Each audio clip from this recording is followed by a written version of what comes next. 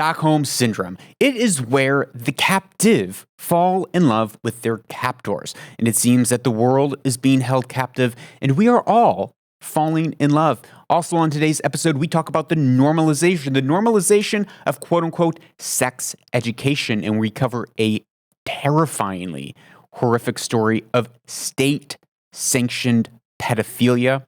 With that normalization, we discuss the normalization of psychedelic drugs, demonic experiences, and, who doesn't want to go to hell? Well, apparently, it's all the rage. And finally, we hit on one wisdom piece that if you apply it, it will for sure change your life, especially in the face of fanatic cancel culture. Hey, it's Lucas Skrobot, and you're listening to the Lucas Skrobot Show, where we uncover purpose, pursue the truth, and own the future. Episode 244, July 28th, 2021. That's when I'm recording it. The afternoon in the very hot and very humid Middle East, down by the coast where the humidity is soaring. It's great for the skin, but I got to tell you, I would much rather be locked away in a mountain cabin somewhere surrounded by pine trees. That is my dream, even if I was being held captive. And in many ways, lots of people across the globe right now, we are being held captive. And are we falling in love with our captors? Well, the Stockholm Syndrome, if you have not heard about it, came from a story all the way back in August 23rd, 1973, where an attempted bank robbery went wrong in Stockholm. 4 hostages were taken, and the drama ended after 5 days when the robbers were finally gassed out with some tear gas. But what was surprising was that the captives fell in love with their captors, and it then birthed what's called the Stockholm Syndrome, where when people are in controlling, manipulative, abusive relationships or are actually being held captive, they begin to fall in love with their captors, and they begin to see that those powerful people holding those AK-47s being holed up in a bank, they actually become their protectors rather than the person that's putting their life in danger. Well, across the globe, especially when we look at the global south, people's lives, and not just their livelihood, but their lives are being put in danger. And I don't want to cover this too much. We've been talking about this for such a long time. I'm growing tired of it, but there are some important things in this short beginning segment that I definitely want to hit.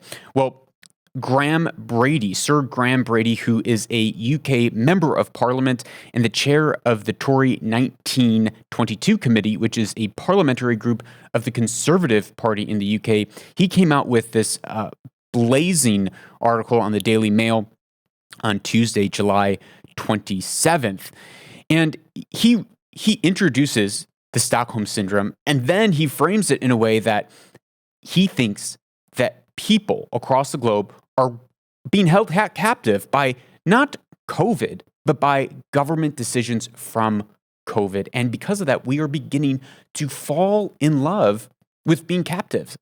We're beginning to fall in love with having our lives chained up. It's quite convenient, actually, if you think about it, because then you have all these excuses of why you can't do. You become, rather than an agent of change in your life, where the responsibility starts, ends, falls on you, we are then just subject to the powers that be, the captors that are making sure we're all staying safe. And when we begin down that path, Sir Graham describes, when we begin down that path, we begin to fall in love with the government control.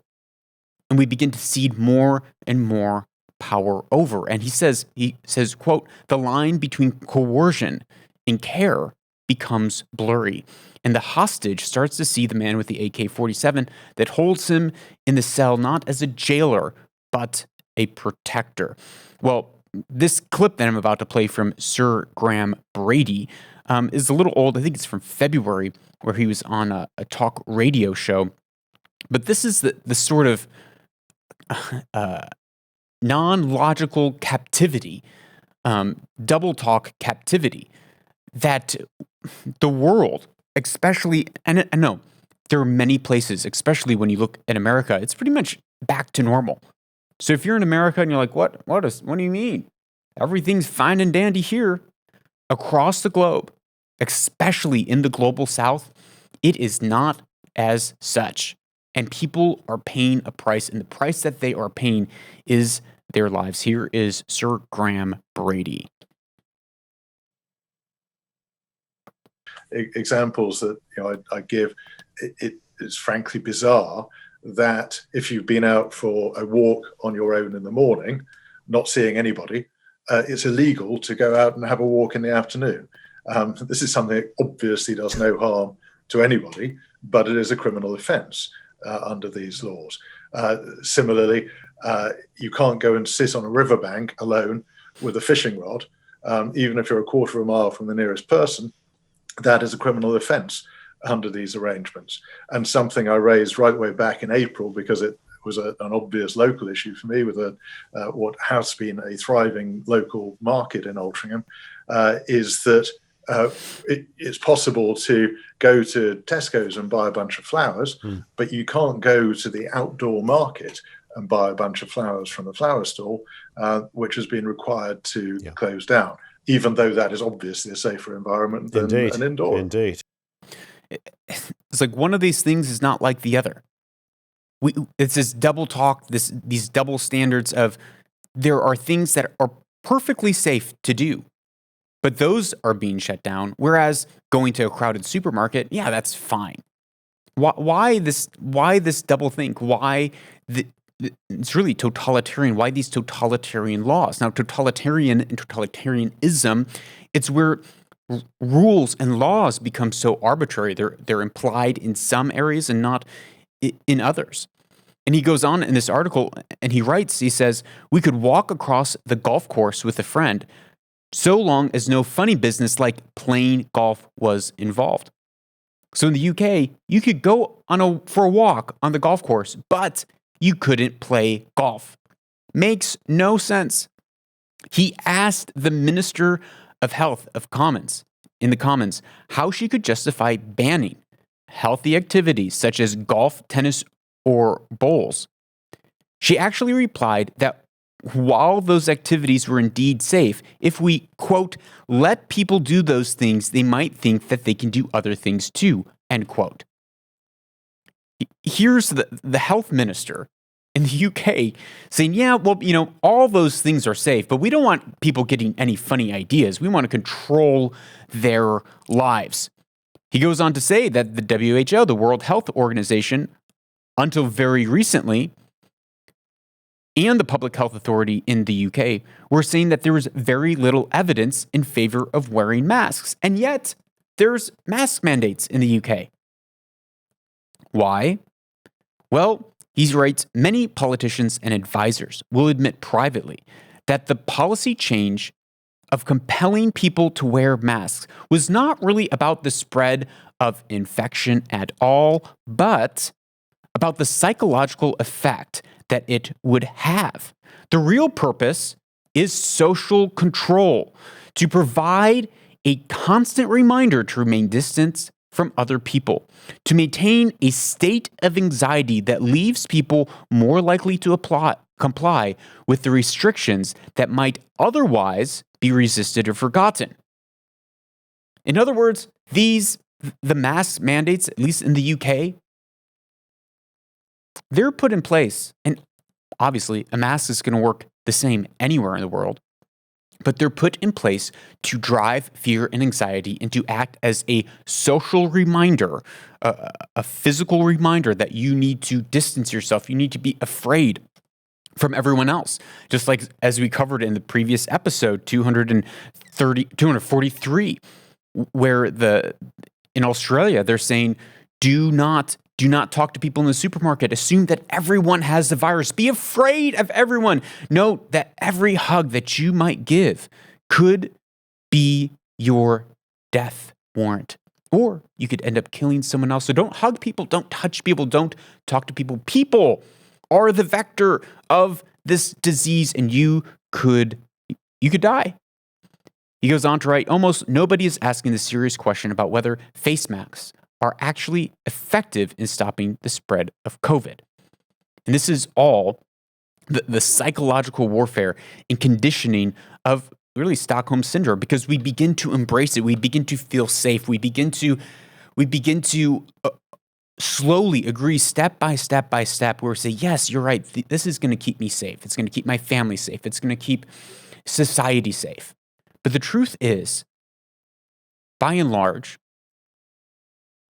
there's very little that we can do in our lives to keep ourselves safe. And if we are living just to be safe, then we're not living at all. Because there comes some point in our lives and each and every one of us will pass on to the other side.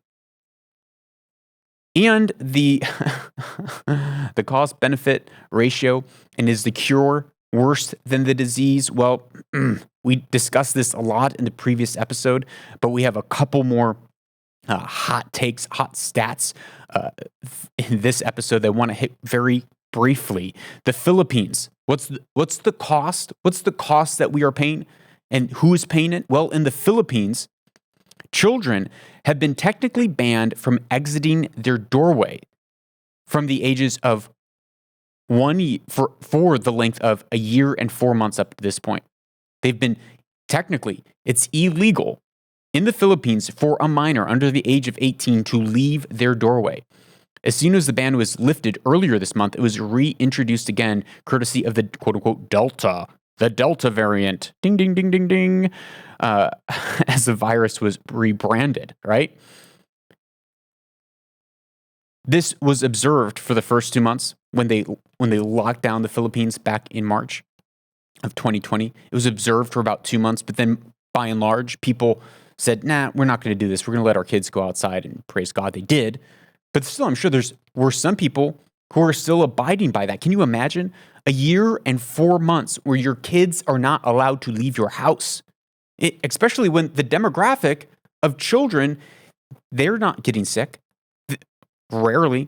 It's really not affecting that age group. Now, their justification was, well, we're living in multifamily homes, and these kids could bring it back to their grandparents who are at high risk. Still, what is the psychological effect that this generation is going to have, of young people, of not being able to leave their home, not being able to socialize, not being able to sit down with friends and laugh and run and play? What is not only the psychological, mental load and impact that will have, which we discussed, what isolation does to the mind. We discussed that at length in the previous episode. But what is it going to do to their health and excess deaths because of that? Well, speaking of excess deaths, in India, a report came out on India's excess death or excess mortality. This was published also in July 27th. By the Center for Global Development.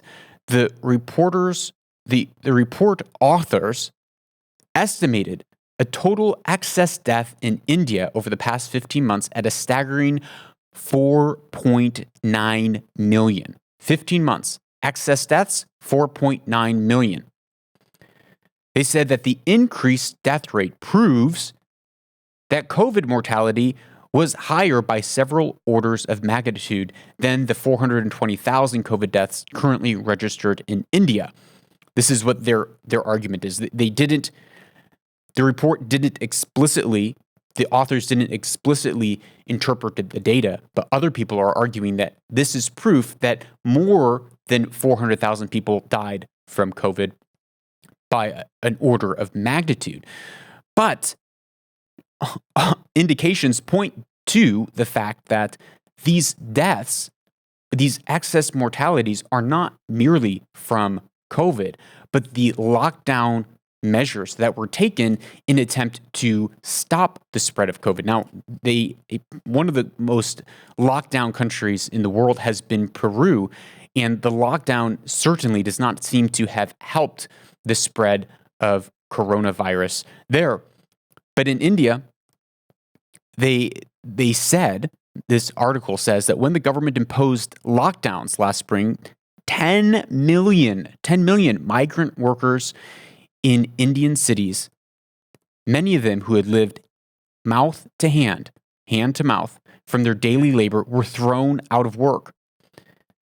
They were forced to return to their home villages, sometimes thousands of miles away, walking thousands of miles away, while starving as their work had evaporated with it any livelihood to sustain them and their families. Now, obviously, maybe they didn't all walk, they took buses, but they were forced to return. Millions of workers were forced to return to their villages thousands of miles away. GDP in India fell by a record 7.3% in the year to March 31st, and research conducted with 75 households in the Pradesh state showed that many household incomes had slumped by an average of 75% over the last year. A 75% cut in income. And we know that as your income rises, your length of life expectancy rises, and the converse is true. As your income falls, your expected length of life is going to fall. Well, this article goes on to write, in the early months of the pandemic, India restricted access to clinics even for direly ill patients. This policy left hundreds of thousands of tuberculosis, HIV, cancer, malaria, diabetes patients, and countless others without the needed medical attention. By one account, missed treatments for tuberculosis alone in the early lockdown days killed an additional 400,000 people to tuberculosis. 400,000 from TB. A completely preventable disease, but because people weren't able to get to clinics, they died instead. What is the cost? The cost at the global south is pain. It's in the millions, the number of millions of lives. In New Zealand, even, news organization WION, World is One News, reported that nearly 18,000 children in New Zealand were being pushed into poverty from the pandemic. 18,000 kids are now living in poverty that weren't before, which means their diet is worse. Their education that they're probably getting or able to get, it's probably declining. Just because of their nutrition that they're having. These have real world consequences, the decisions that we're making. And the question that we need to ask is, are we experiencing Stockholm Syndrome? Are we endearing ourselves to these policies that keep us captive? And if we are, what can we do? What should we do to push back and say, no, we need to protect these minorities, these segments of society that are going to suffer? And it's not just minorities, it's majorities, but these segments of society that are truly suffering under these global lockdowns across the world, across the global south. Well, it's not all bad news today. The UAE had a big win. United Arab Emirates had a massive win against human trafficking. I hate human trafficking. It is despicable. It's ugly. Well, in Abu Dhabi, the UAE government coordinated with Interpol with Operation Libetera, which led to the detention of 286 people. Hand clap to Interpol and UAE. The article in the National UAE Times wrote that the operation room in Abu Dhabi and the UAE personally took the campaign against migrant smuggling and trafficking gangs that led to these arrests. Interpol said that it rescued about 430 human trafficking victims and identified nearly 4,000 irregular migrants from 74 countries. Many of them required medical, psychological, and housing assistance as they were taken into protective services. Now, these arrests and strikes happened all across the globe, and the operation was run out of Abu Dhabi, including Algeria, Colombia. Spain was looking for a couple guys that they caught. Ecuador arrested 8 suspects from this operation. Ghana intercepted 2 Nigerian suspects that were running a human trafficking ring between Ghana, Togo, Benin, and Nigeria. 6 members of a gang were arrested in northern Macedonia, who were smuggling migrants from Afghanistan, Bangladesh, Pakistan, Syria into Greece.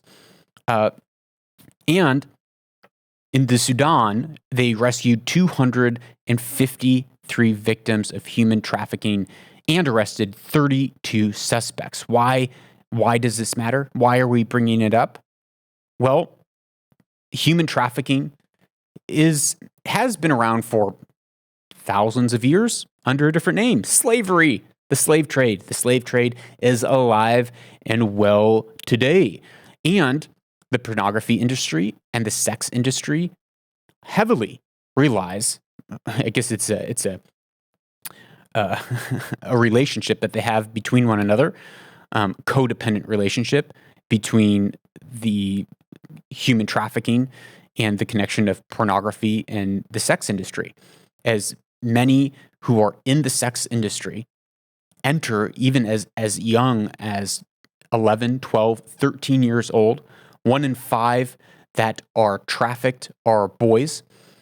And they're sold as sex slaves around the world. And it is a massive, massive multi-trillion-dollar industry.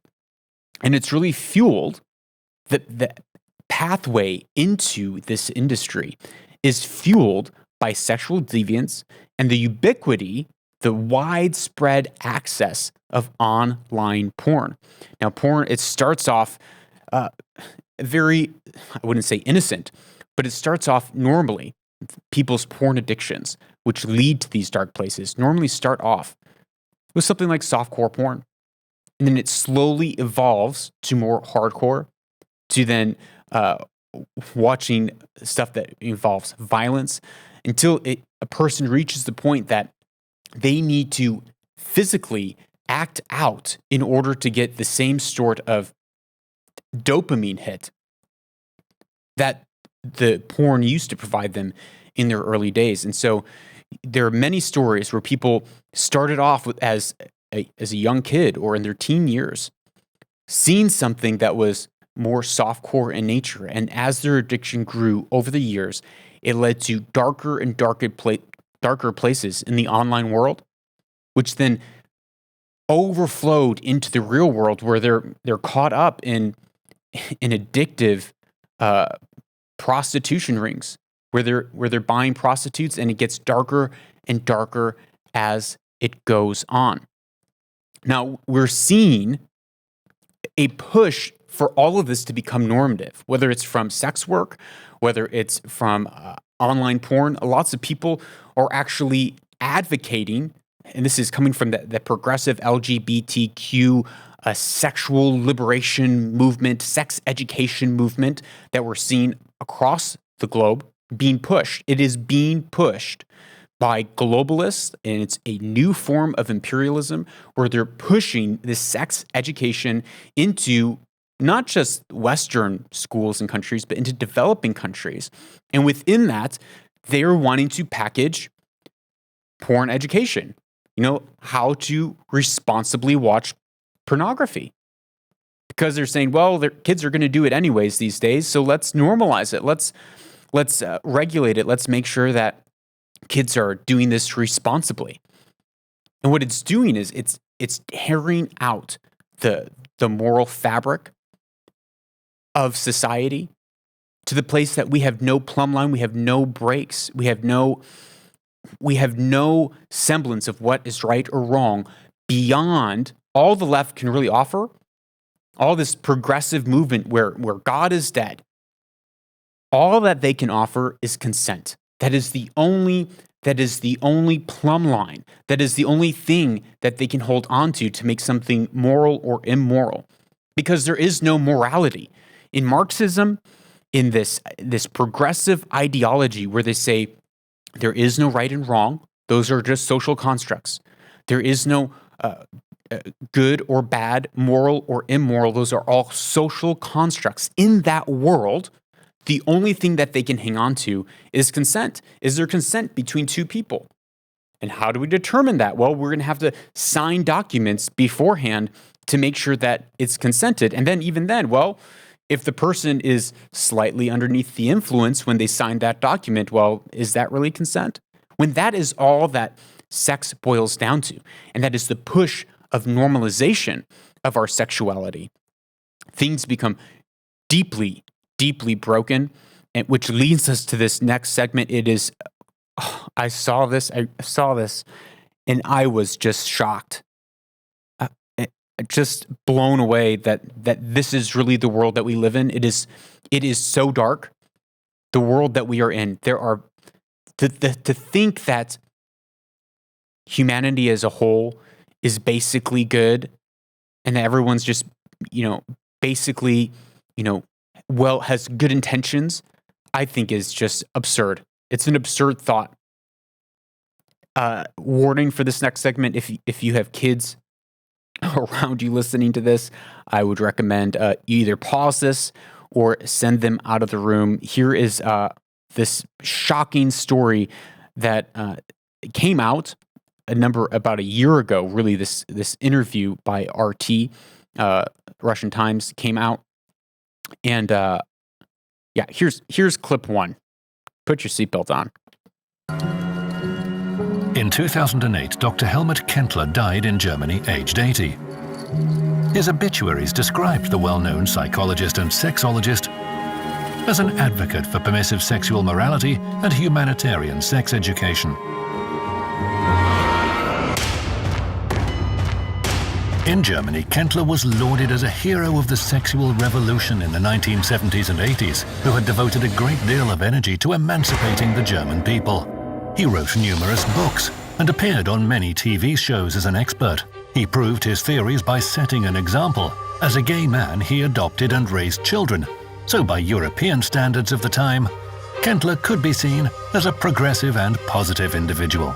Aha, progressive and positive individual. Here is someone who is promoting sex education, who's promoting sexual liberation, who's promoting, let's free people. Let's have people have a healthy sexual experience. And I'm going to set a good example as a homosexual father who is adopting children just to show that this is normal, just to show to the world that this is healthy, that this is something that should be celebrated. And right now it is. It's not just something that people are an act that people are engaging in, but it is being celebrated by progressive culture as saying this is normative, this is normal. And what else do you have? Why shouldn't there? If God is dead and we are just evolutionary sacks of chemicals that evolved out of the marsupial swamps from billions and billions of years ago, then what is left? Where is the moral plumb line? If there is no morality, then yes, of course, this is where it leads. But Helmut didn't stop there. German investigators found archived documents showing that Dr. Kentler had approached the West Berlin Senate to propose a social experiment. His suggestion was to allow men who were sexually attracted to minors to adopt neglected street boys. So he was a psychologist, and he approached the German government to say, hey, I got this really great idea. We're in the midst of this sexual revolution where people are finally free to express themselves as they really are. Hey, why don't we set up this experiment to really help normalize society, and we can put street kids who have no other place to go into foster homes that are run by men who have attraction, who have known attraction, pedophilic attraction to kids and minors. And this is really going to help normalize them into society. This is what he was proposing. Kentler was allowed to conduct his experiment in 1969 when he worked at the Berlin Pedagogical Center. Pause. The government sanctioned this. This wasn't just a rogue actor. This is not just, this is just someone on the fringes. This really isn't built into this LGBTQ plus AA movement. This isn't part of the gay or the trans or the LGBT agenda, when actually this is in the very foundations of this, this sexual revolution that was happening in the 60s, this idea that if a child is consenting, then it's good. Because, hey, if the kid likes it, that's sexual liberation for them, and that is what we're after. His hypothesis was that a sexual relationship with older men would help the boys to be socialized. He thought that a sexual relationship with older men would help them be socialized. Full-on pro-pedophilia. And supported by the government. This is the normalization. And this is back in the 60s. And these homes ran all the way up to the early 2000s. The government knew that these programs were existing. And this is what we're seeing in Western progressive society. This is the push that we are still seeing today on multiple fronts and multiple levels. 1980s, Kentler reported to the Berlin Senate that his experiment had been a success. Describing the lives of 3 foster families, the sexologist claimed that all the boys had become good citizens, able to support themselves, and that they had retained their heterosexual orientation.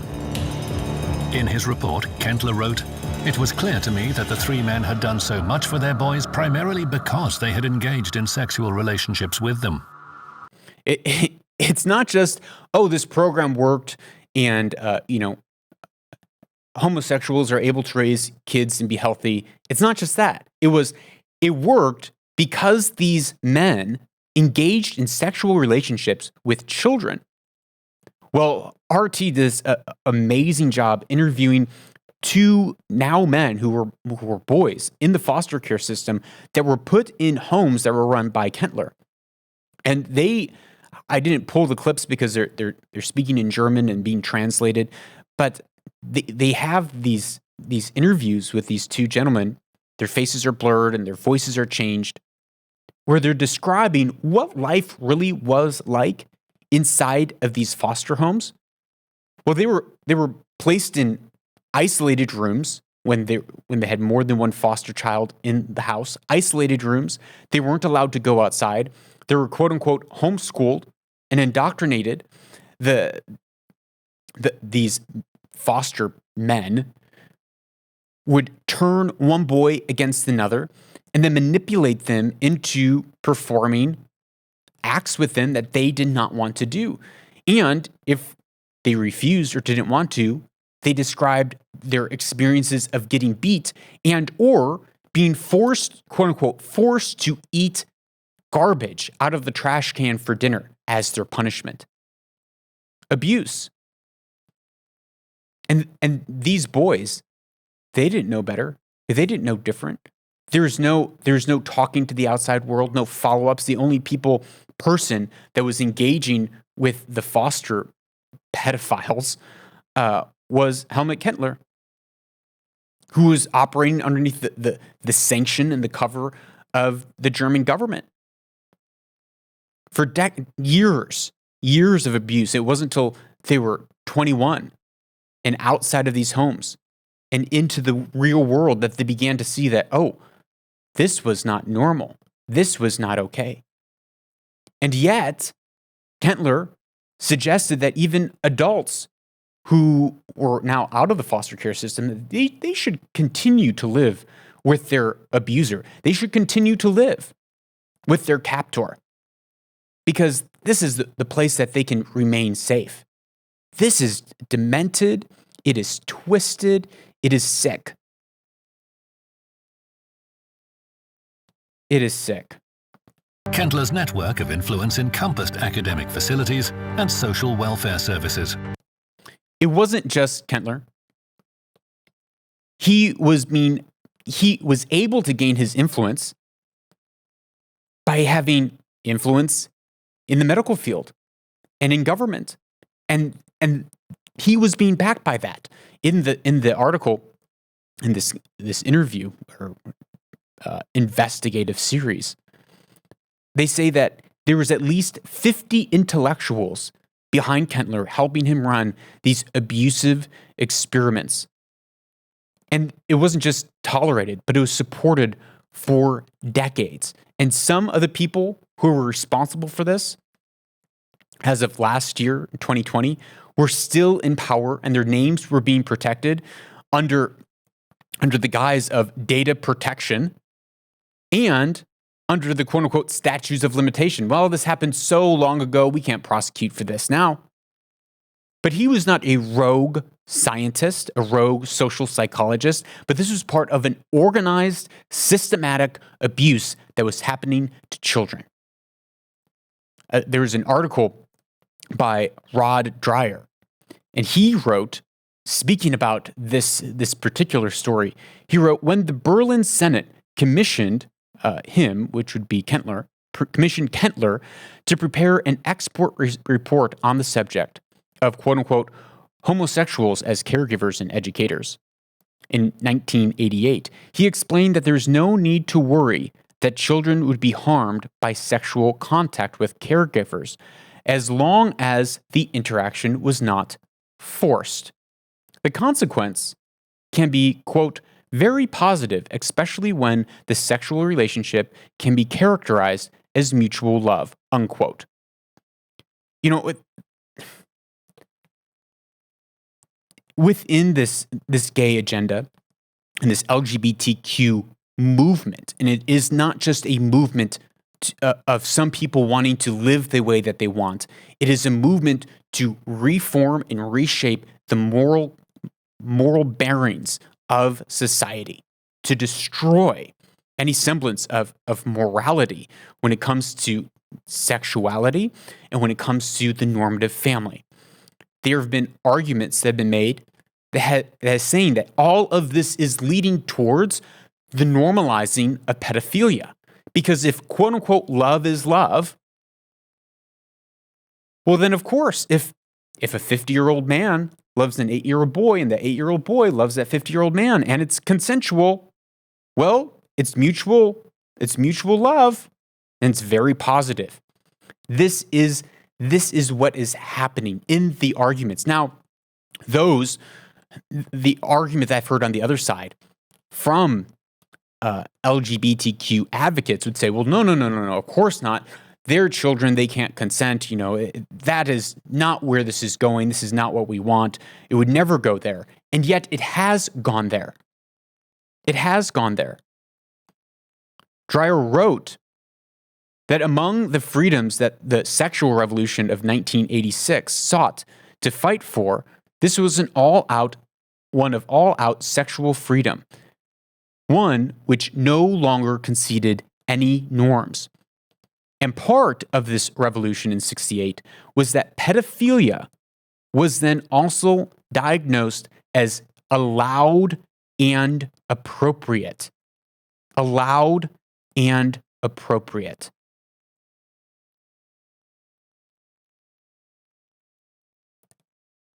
With the death of God comes the death of any sort of moral bearing.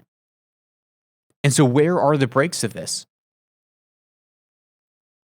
Is this okay because, well, it's consensual? No. Is it okay because the state sanctioned it and that society is normalizing it? And if this is what everyone wants, then it's okay? No. But is there any break on this train to stop this movement? No. And the reason why the entire thing must be opposed, the entire rewriting of normative family and sexuality needs to be vehemently opposed, is because there are no logical or moral breaks or safeguards on this progressive train. because the presuppositions that have been adopted is follow your heart. Whatever you feel, you are, and that is good. And anything that would resist you in that is bigoted. Anything that would resist you in your how you really feel, well, that is hate. And we are a movement of tolerance and love. And so if a minor wants to do whatever he or she or it or they want, well, they should be allowed to, because we need to let them experience their sexual liberation. Otherwise, they're going to be so oppressed later on in life, and the consequences will be horrible. So throw off these social constructs of sexuality and liberate yourself and transcend these constructs of colonialism and civilization. Transcend. Yeah. Well, 30, 40, 50 years ago,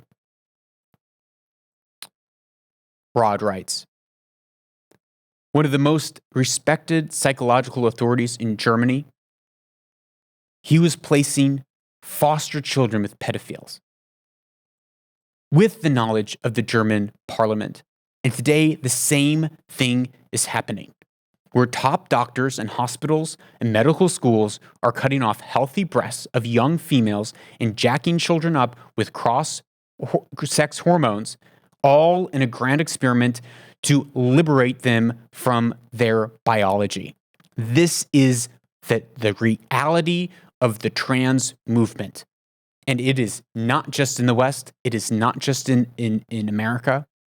It is a progressive ideology that through media is beginning to be normalized everywhere in the world. It is being pushed and normalized.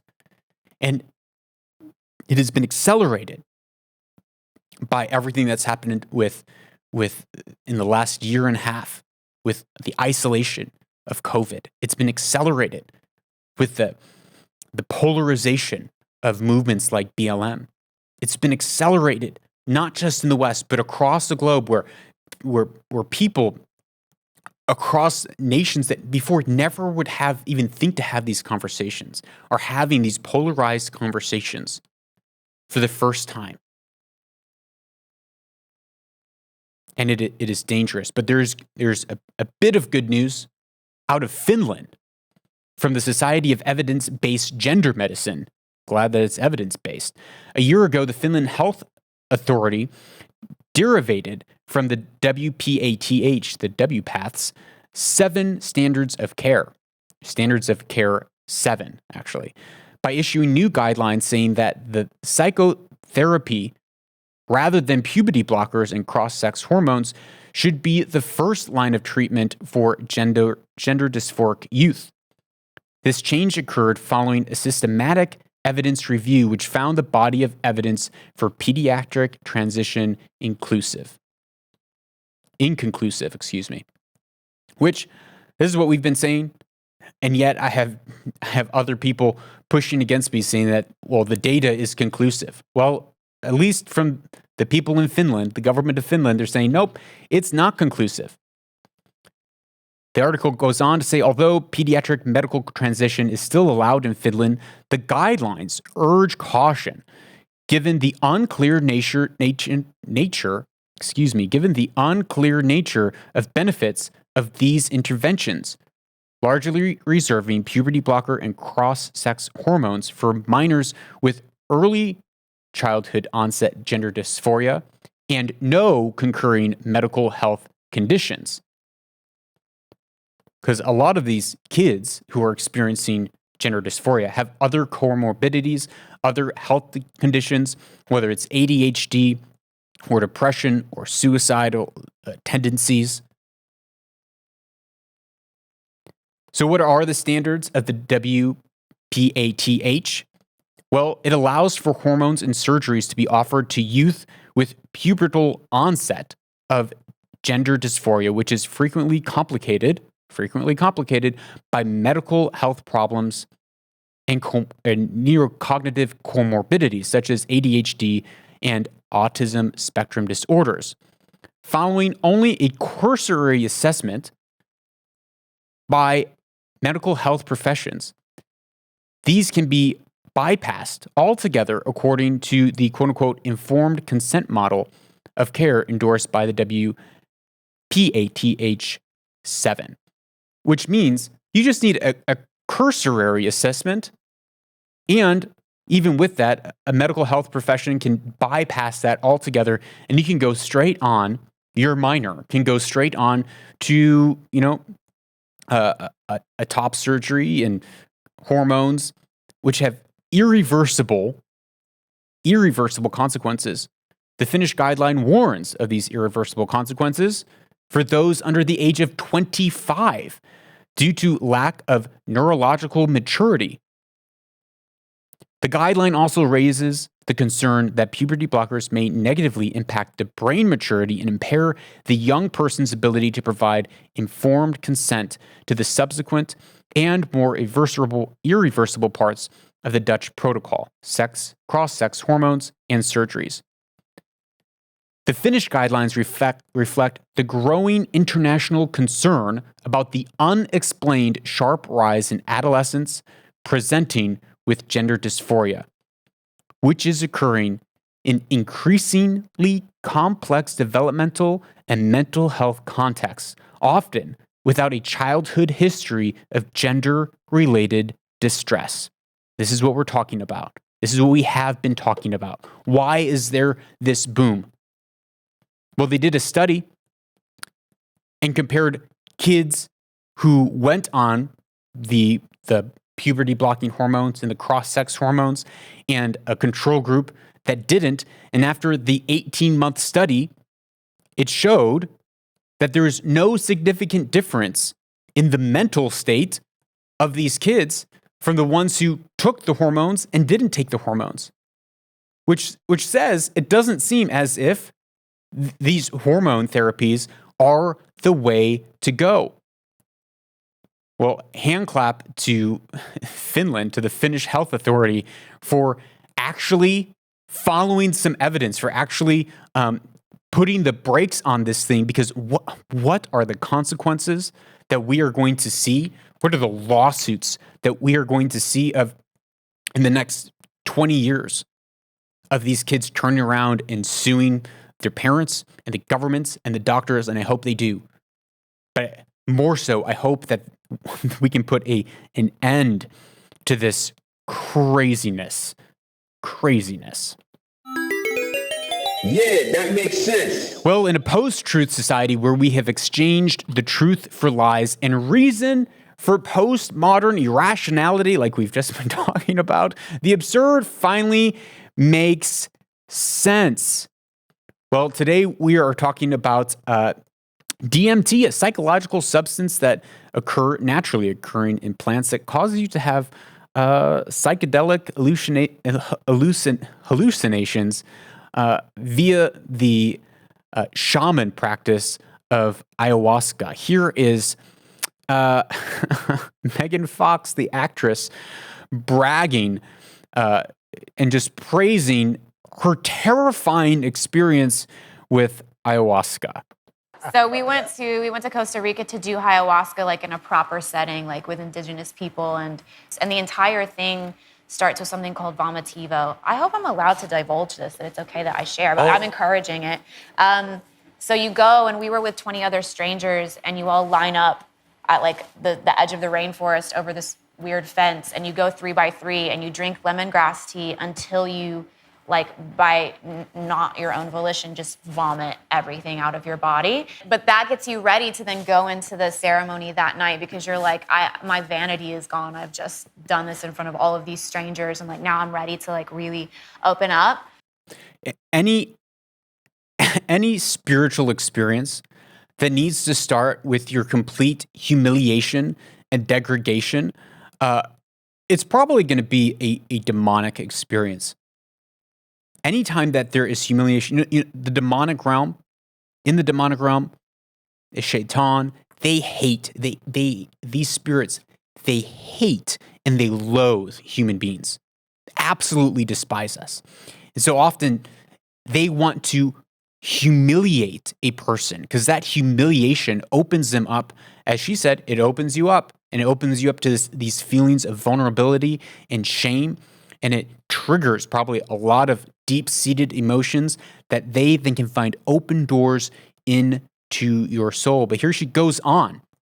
She goes on to glorify this demonic encounter and episode that she has. So we did it for 3 nights. It was incredibly intense. I went to, everybody's journey is different. The second night, I went to hell for eternity.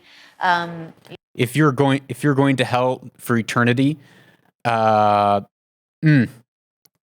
her description of it doesn't actually sound like hell, and second, I don't think you're going to be laughing and smiling about it. Yeah, and to just knowing eternity is like torture in itself, because there was no beginning, middle, or end. So you have like a real ego death. It's your own psychological hell, basically, is the point of the medicine, right? This is a medicine that it surpasses like anything you could do with talk therapy or like hypnotherapy or any of those things. It just goes straight into your soul, and it takes you to the psychological prison that you hold yourself in. So it's your own version of hell, and I was definitely there. This medicine, she says, DMT, goes straight into your soul. Yeah, that's demonic. It is opening your spirit up, open your soul up to demonic influences. And we have talked about DMT a little bit before here on the show, but it opens you up to encounters in the demonic and in the spirit realm. And here she's talking about being put in her own state of hell, and very much romanticizing and making light of hell in and of itself. Now, I've actually met a gentleman.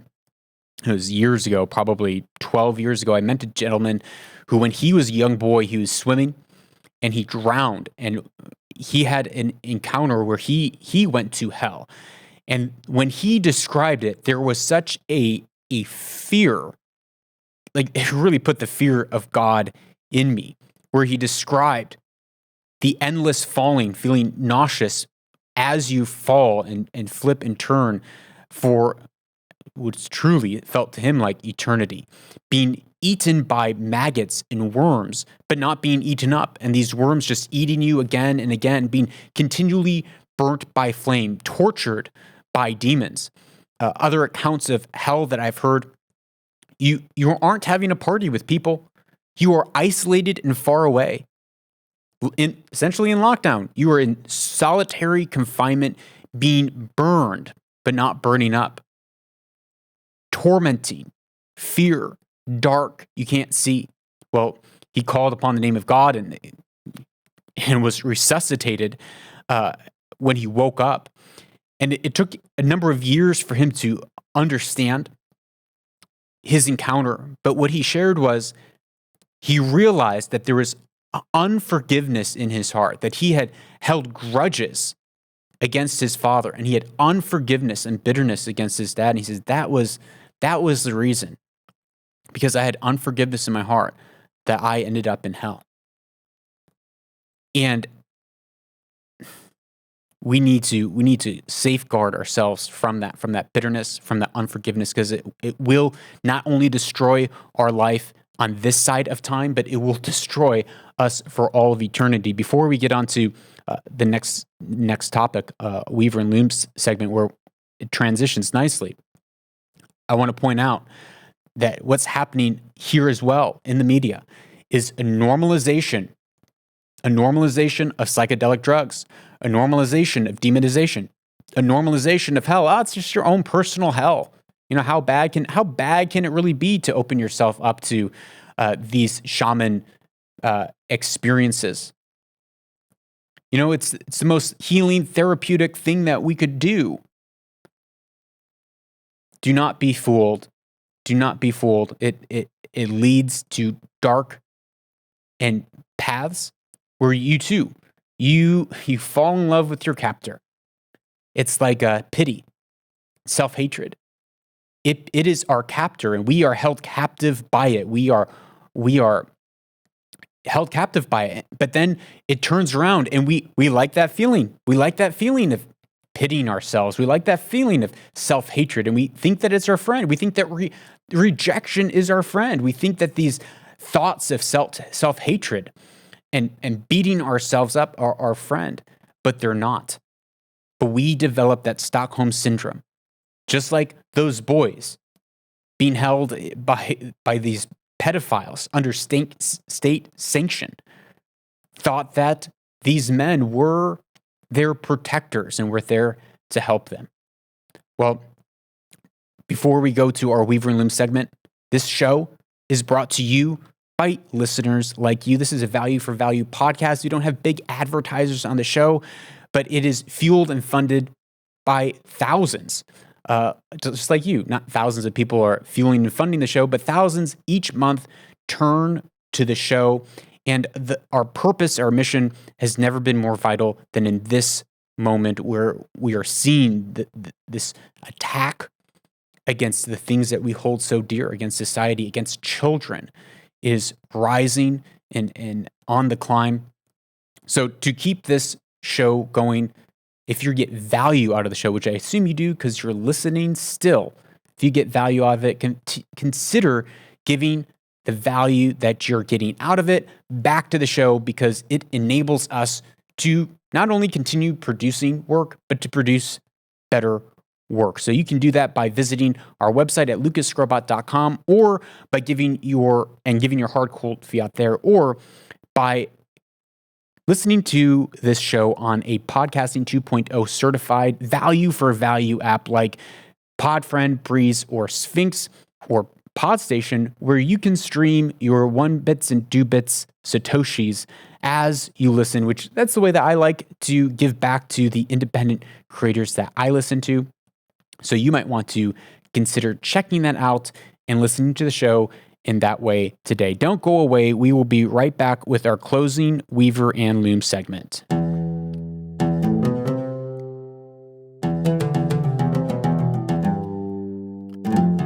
Welcome back to Weaver and Loom, a part of the show where we take ancient wisdom and we weave it in with our everyday lives so that we can own our future and weave our destiny. Well, yesterday, a friend and longtime listener of the show reached out and shared how they were in the midst of being canceled on the Twitter. She had shared with an individual privately on Twitter her thoughts about the Israeli-Palestinian conflict.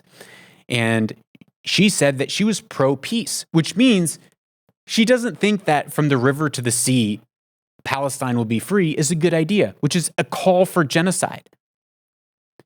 Now, I don't know exactly what the exchange was, but this other lady then thought it would be a heroic virtue signaling idea to take that tweet, screenshot it, the private DM, screenshot it, and tweet it out to all of her followers, which then turned the mob, the angry mob, turned against her because, you know what? Heaven forbid you have a thought that is different. Heaven forbid you go against the status quo. And so she was in the midst of being canceled. And I was recently gone through this a number of weeks ago, where I too was talking about my belief, my stance when it comes to Israel and Palestine, being against Hamas, but yet pro-Palestine and pro-Israel for the reconciliation. And a lot of people really did not like that. And the number of comments and attacks and a number of in real life friends canceling me, it was painful. It really does weigh on someone's mind and someone's heart. And as I worked through how to get above the comments, to get above the bickering, get above the arguments, to get above the explaining and the hurt that I experienced from people canceling, because it's a hurtful, painful experience. This was the quote that I continually returned to, that I continually held onto, and it was what really caused me and continues to cause me to be able to overcome and get above it all. Here is the quote. It is by the one and only Jesus Christ. He said, "Love your enemies and pray or bless those who persecute you. Not just love your enemies and tolerate them, but actually ask that God would bless them. That those people who persecute us and attack us and say nasty things about us, turn on us, hate us, humiliate us, seek to turn other people against us, who are actively seeking to destroy your life and my life. The way that we get above it all is to, one, forgive them, and two, ask that God would bless them, abundantly bless them. So it's not just pray, oh Lord, I hope that so-and-so just has a miserable life. Don't curse them, but bless them. And it's a very hard thing to do when you're experiencing pain from an individual. And it doesn't matter what religion you're from or your religious background or belief in this. I promise you that if you exercise this, that people who curse you, if you bless them and you practice that on a daily basis, you will find yourself in a place of freedom, especially when it comes to these assaults and these attacks. It's the blessing that is the way to freedom. It is forgiveness that is the way to freedom. Because when we hold bitterness and unforgiveness, we do put ourselves in that prison of hell. We are the captors and the captive. And we think that this anger and resentment against people who are doing us wrong, we think that that is our friend because we feel self-justified. We feel vindicated. We feel like our anger is like, yes, I'm angry for the right reasons and they did wrong me. I am right and they are wrong. Well, it's true, yes. But you are now finding yourself in a prison. It's just like the story of a gentleman that I met a number of years ago. He said, it was unforgiveness that put me in hell. And so don't end up in that place for your life personally. And the way to overcome the psychological and spiritual attacks when you're being canceled, because when you're being canceled, it's not just something that's happening to the natural, even though it is, but with it, I'm nearly certain that people are speaking word curses against you. People are speaking word curses that are like arrows in the spirit realm that are attacking your mind and assaulting you and assailing you.